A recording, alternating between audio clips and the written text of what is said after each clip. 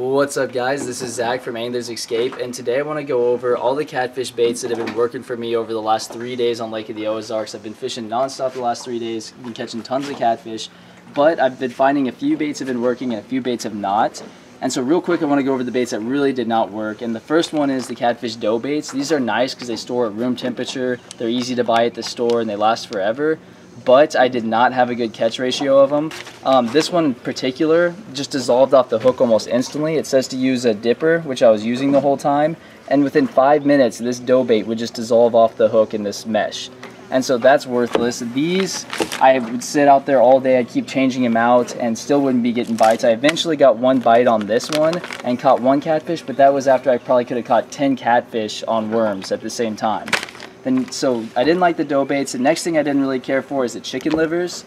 The chicken livers, they're kind of hard to stay on the hook, but even when I got them to stay on the hook by toughening them up with salt and using the some mesh to keep them on the hook, they still, I would found like they would just sit there all day and eventually just go stale in the water. I'd change them out and they still wouldn't get bites. So it wasn't working too good.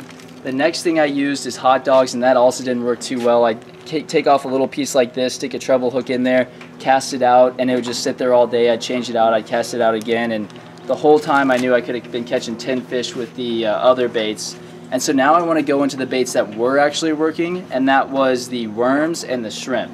And so the worms are my #1 bait because, for one, they just stay on the bait or the hook very well. It's really hard for the fish to get the bait off without getting hooked.